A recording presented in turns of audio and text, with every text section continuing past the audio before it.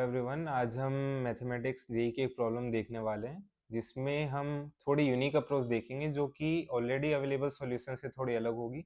Intuitive approach कि हम क्यों अवेलेबल ऑप्शंस में से उसी ऑप्शन को ट्राई कर रहे हैं, उस प्रॉब्लम को कैसे हिट करना है और सिमिलरली उससे और क्या क्या प्रॉब्लम्स कंस्ट्रक्ट की जा सकती है वो हम पूरा नेक्स्ट प्रॉब्लम दिया है।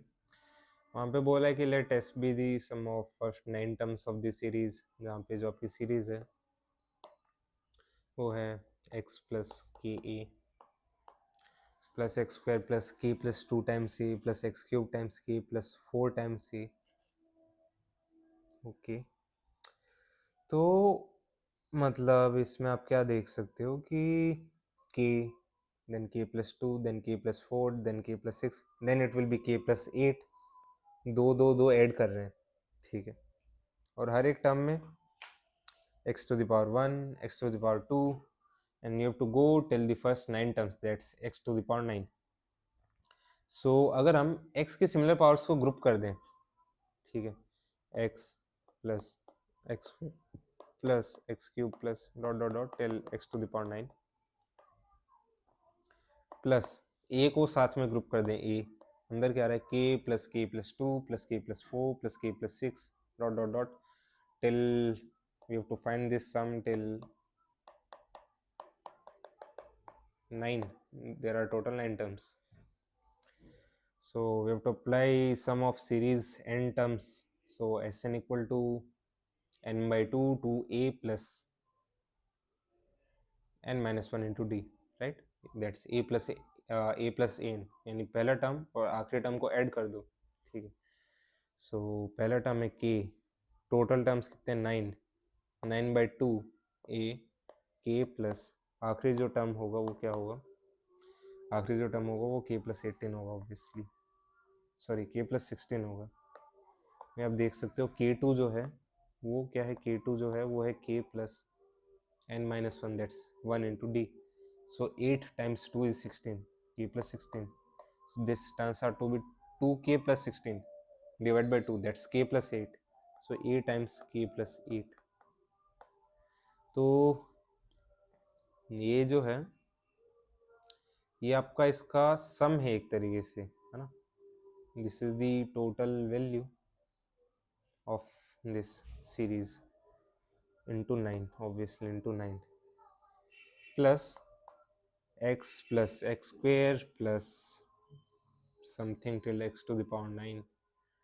और आपको यही जो सम है, यही जो सम है वो दिया है x to the power 10 minus x plus 45 a times x minus 1। यहाँ पे नोटिस करने वाली चीज़ क्या है कि 45 जो है वो खुद एक 9 का मल्टीपल है, हमें 9a मिला है। ओके, k हमारा एक वेरिएबल है, ओके। और x plus x square plus x cube ये एक जीपी है जिसका कॉमन जो आपका रेशियो है, जो रेशियो है the multiplicative ratio, that's x actually. इसके टर्म्स कितने 9 है। तो summation of n terms of GP is what's it, it's equal to a into r to the power n minus 1 upon r minus 1, n is equal to 9, so a is x, r is also x, और यहाँ पे total 9 terms हैं, you put 9 here minus 1, common ratio is again 9, so x minus 1। तो आपकी जो s की value है ये क्या आई है, x into x to the power 9 minus 1। तो ये मैंने क्यों किया, क्योंकि हमें डिनोमिनेटर में x माइनस 1 चाहिए और प्रॉब्लम में x माइनस 1 आ रखा था डिनोमिनेटर में। Okay, plus 9a times k plus 8। तो हमारी प्रॉब्लम बहुत ईजी है, कुछ भी नहीं था, लाइक आपको this is sum of AP, this is sum of GP, you have to add them and then you have to compare the values, nothing else। so if you write this is x to the power 10 exactly जो problem में दिया है, minus x plus 9a times k plus 8 into x minus 1, ठीक है। हम क्या करेंगे, x के टर्म्स को एक साथ ग्रुप करेंगे, x टू द पावर 10, और जो सिमिलर जो कोएफिशिएंट है सेम पावर के वो कंपेयर करेंगे, माइनस ये जो x है दिस इज इक्वल टू, इधर मैं प्लस करूंगा this value 9a times k plus 8 minus 1, okay, minus 9a times k plus 8 wall upon x minus 1, okay.